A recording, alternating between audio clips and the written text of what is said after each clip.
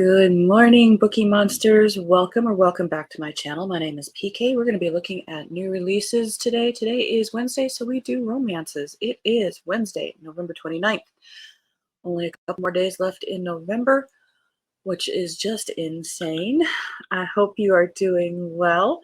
We're going to jump right in it because there are a lot to look at. I prepped ahead and weeded out some of the ones that aren't released this week, some that are re-releases, but we will jump into love. Are you ready? Let's go.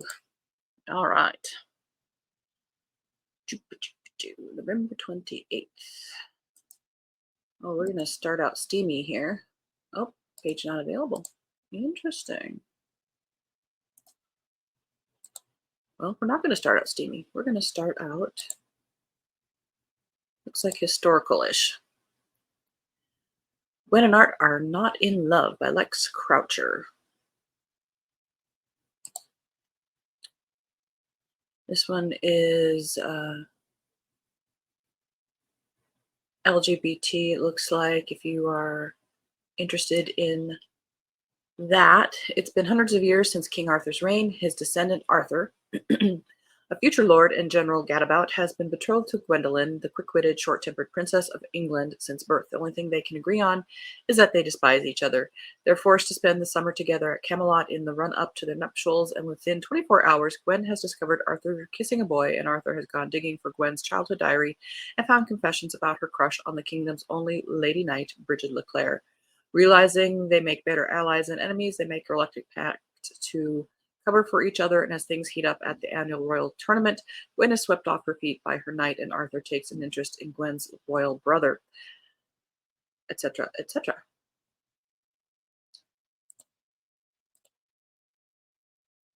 I'm going to be closing tabs as we go because I have a whole bunch of them up here, and it's quite crowded up there. And I have a sneeze coming.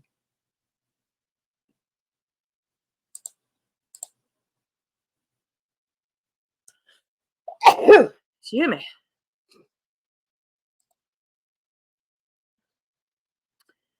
Betting on You by Lynn Painter.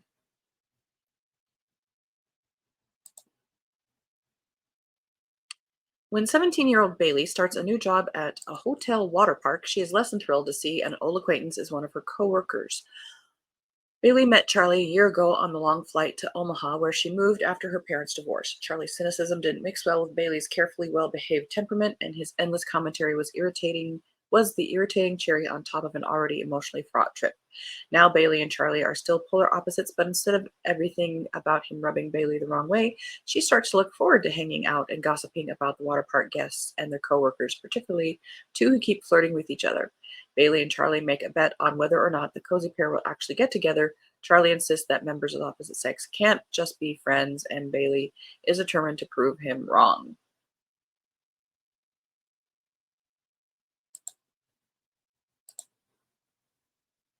Sounds a little like When Harry Met Sally. Ish.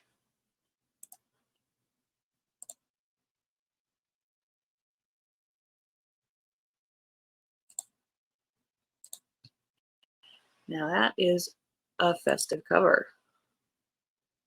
Let me get rid of this banner while I'm here.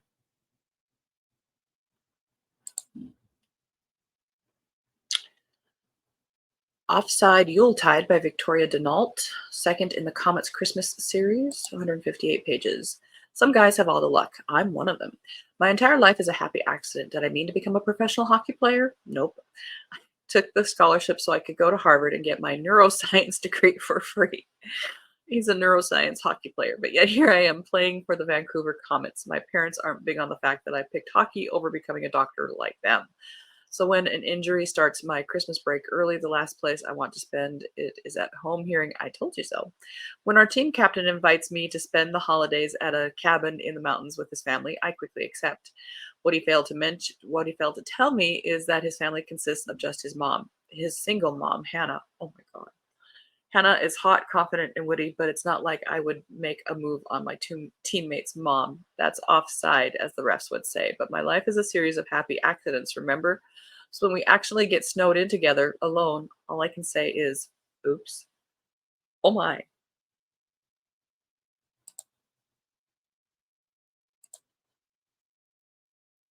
We got some cougar action going on there.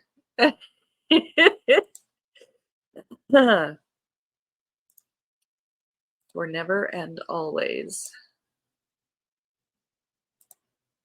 by Helena Greer.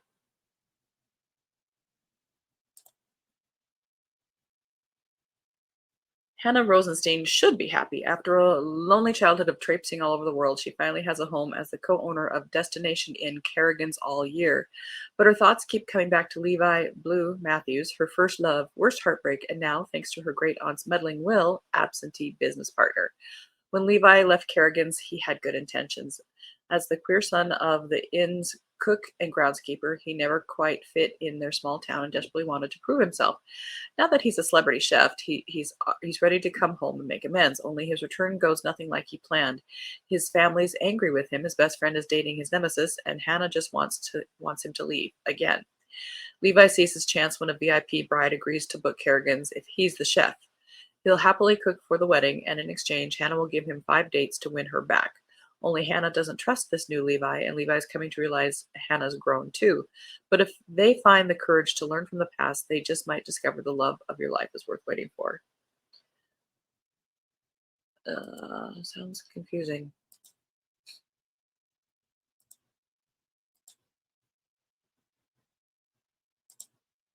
And definitely the audience of younger. Good morning, Mary. It's okay. You are up early.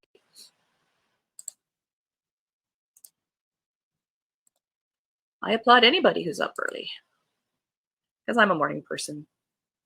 Although I have to admit, I could have slept in this morning.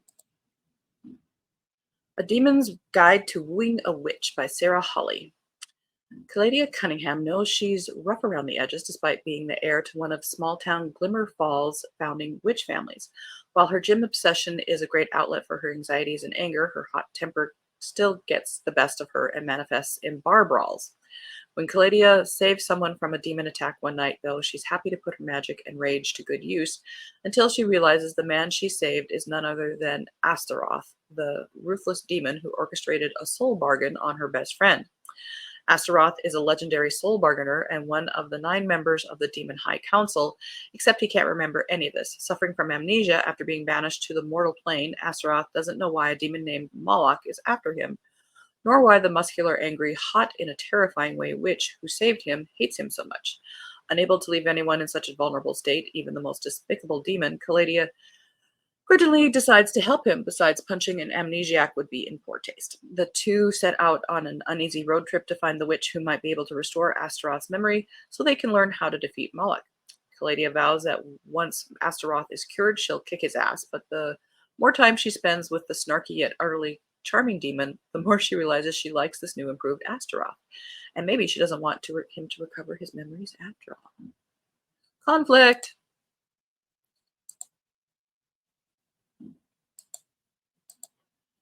That one's not my cup of tea, but it is somebody's cup of tea.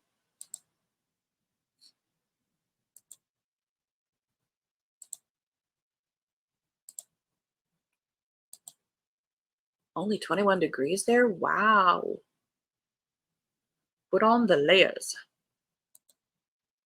Hi, Elena. Good morning. Welcome. He's Not My Type by Megan Quinn.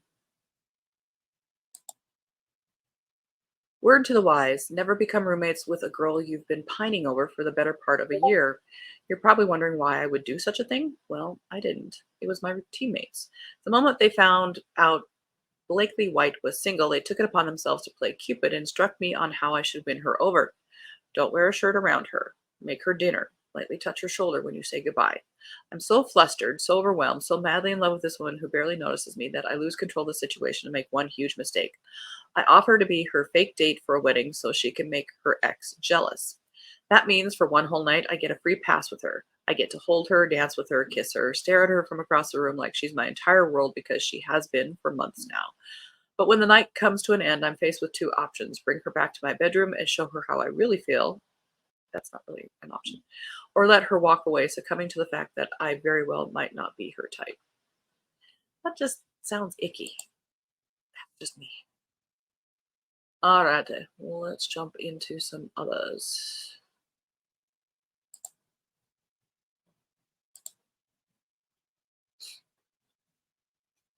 Let's see, are we going to move which way?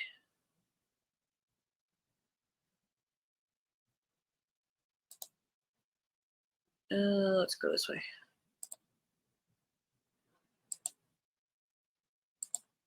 And I'm just closing some tabs here that don't need to be open.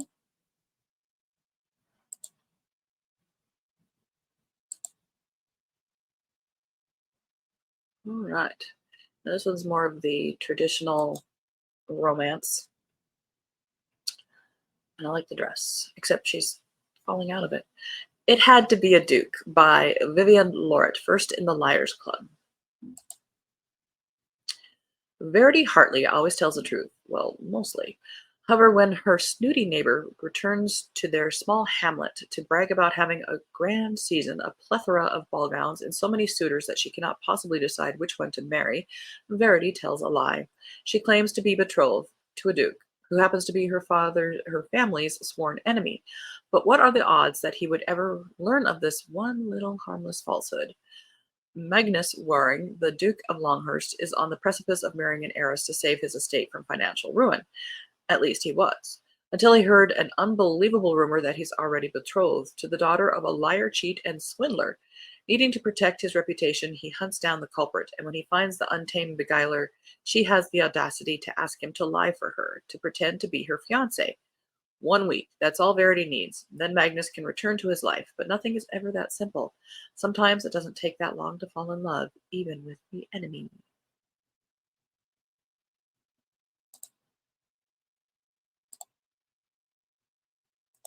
Also out this week, A Lady's Rule for Ruin, The Lions and Lilies, Book 2 by Jennifer Haymore. Kindle Unlimited. She's found the perfect plan to avoid marriage. Hang on, copies required. Miss Frances Charrington has long been criticized as independent and prickly, and she's fine with it. Truth be told, she'd prefer to be a spinster, damn her family's desires. But it's a conversation with the devilishly handsome yet highly infuriating Earl of Winthrop that inspires the perfect escape from her nuptial troubles. Frances could ensure that no one will marry her by happily ruining her own reputation. The Earl of Winthrop knows more about ruin than anyone suspects. He's just uncovered a secret that would tear his name and everything he's worked for to the ground. Certainly, marriage is out of the question, to say nothing of his growing attraction to the forthright and delectable Miss Charrington. Though all London is abuzz with Frances's disgrace, she's determined to use her freedom however she sees fit, even if it means spending more time with a man who sets her body on fire. But when Frances's misdeeds catch up to her, the ruinous disaster she finds herself in blazes out of control, taking all her options with it. Also a nice dress.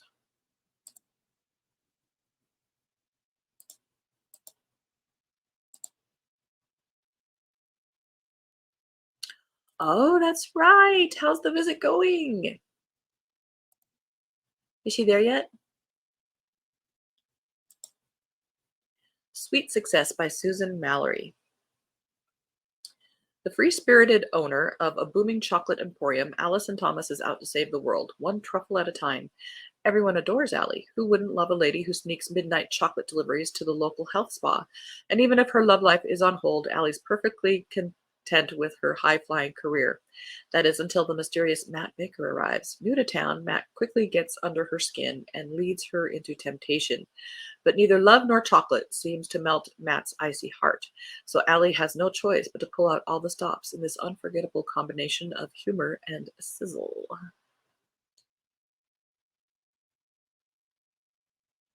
Love and chocolate. And what's a romance week without a cowboy romance? It's not a romance week at all. Especially Maisie Yates. She's a huge name in cowboy romances. This is the sixth book in the Four Corners Ranch. It's called The Troublemaker. The heart wants what it wants, even if it wants someone, even what it wants belongs to someone else. After the death of her father, veterinarian Charity Wyatt feels particularly lost. Thankfully, she's not alone. Living beside the McLeod Ranch brought good friend and notorious bad boy Lachlan McLeod into her life at an early age, and they've had each other's backs ever since. To Lachlan, Charity is the best thing that ever happened to him. She's the reason he survived his traumatic childhood, and he'd do anything for her. But with his brothers all settling down, he also needs a favor. Charity agrees to help Lachlan reform into the family man he never thought he could be, if Mr. Swigger himself can help her build her confidence in return. The only problem is that a not so subtle attraction they're both harboring. But the fire between Charity and Lachlan, once lit, is proving difficult to extinguish. And there is a bonus novella. Another big name in romance, Mary Jo Putney, Silver Lady. Together they face the past. A sense of duty sends Bran Tremaine to Cornwall to confront his heritage of British nobility. Abandoned at birth, Bran wants nothing to do with the embittered remains of his family. But as a special agent for the Home Office, he senses trouble brewing along the coast, and he can't turn away from the vulnerable woman he encounters in the Cornish countryside. Marin's amnesia makes her past a mystery to them both, but with her life in danger, the only thing Bran knows for sure is that the beautiful stranger needs his protection. But would they share a future? Leaning into Bran is difficult enough, but can Meryn trust the strong bond and the powerful passion she feels for her rugged rescuer? She has no choice once Bran uncovers that she is at the center of a plot between French agents and Cornish smugglers. From misty woodlands to stormy shores, the two join forces with a band of loyal Cornishmen to bring down a common enemy. Yet will their growing love survive the coming peril? That is a good traditional romance right there. Uh,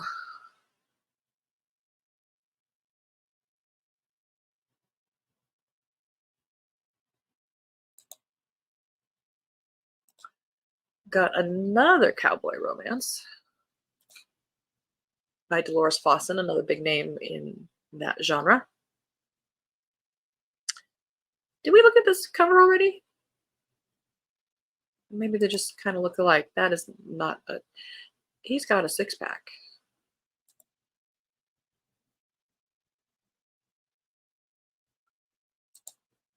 Getting ready. Oh, and also New Year's Eve and say hello to. Oh, there you go. Getting ready.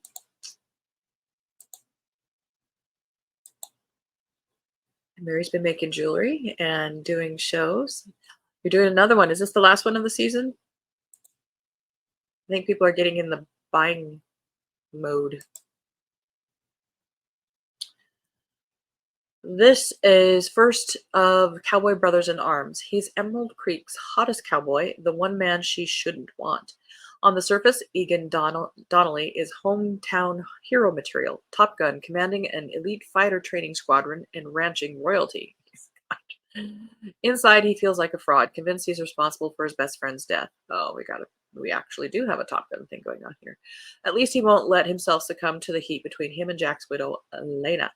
But now that she's making regular trips to his ranch to care for his dad, that vow is getting harder to keep. Elena Davidson isn't just grieving her husband's loss, she's feeling betrayed over his secret infidelity. Wanting Egan makes things even more complicated. As a nutritionist, she can help Egan's dad recover from his health scare, but it's not so easy to get her own heart back on track. Because despite shared guilt and family pressure, she's falling fast and Egan is right there with her. ... Now, this next one I have read.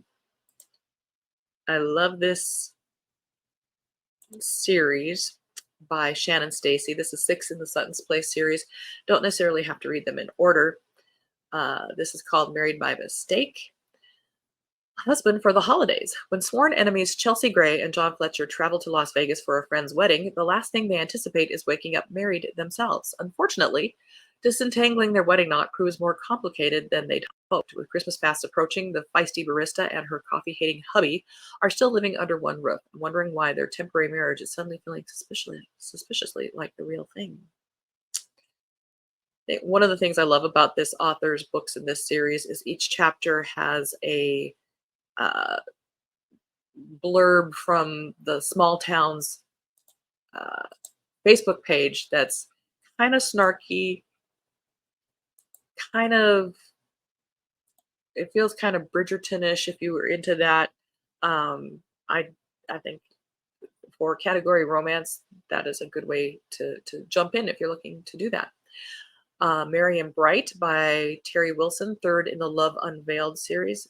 These next few are via Harlequin, but you can get them on Amazon as well. I like that cover. Mixing Business with Weddings. Both up for the editor-in-chief position at Vale magazine, Addison England and Carter Payne are fierce adversaries, but despite their bickering, the pair has to work together and prove themselves before the magazine's Christmas deadline. Stepping into pose as the bride and groom for a wedding shoot starts the unexpected change from rivalry to romance, until they discover the fake vow exchange was entirely legal. Now the newlyweds have to decide if power really is their ultimate endgame. I do have this one. I haven't read it yet, though. I also have this one and haven't read it yet. Once Upon a Charming Bookshop, 6th in the Charming Texas book series by Heather Lee Bell. Time to rewrite their story. He'd always simply been her best friend, but when Noah Cahill moved back to town, bookstore owner Twyla Thompson knew something was different. Was it holiday memories of the loss they both shared, or Noah's surprising decision to reignite a dangerous career? Their solid friendship has been through so much, yet now Twyla grew breathless every time Noah was near. Why wasn't Noah, handsome fun, but never one to cross the line, showing any signs of stopping? Bookstore.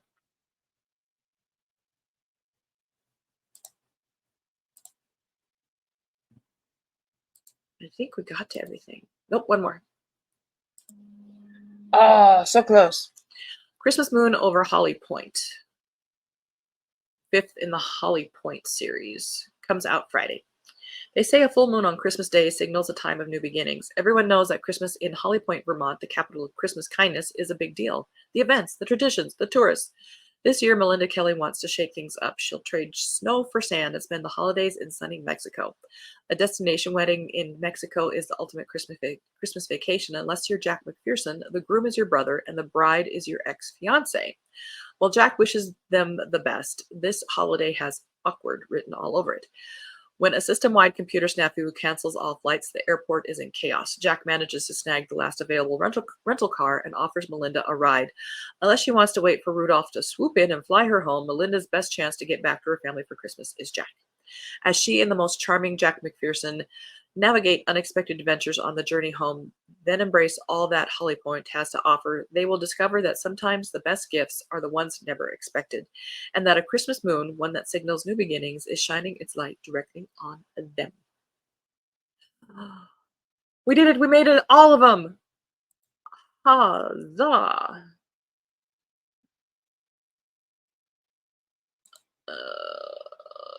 Isn't that just the prettiest cup of coffee you ever saw?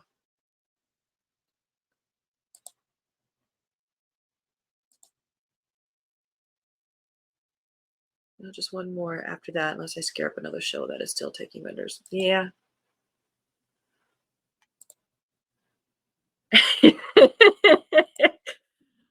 And talked really fast.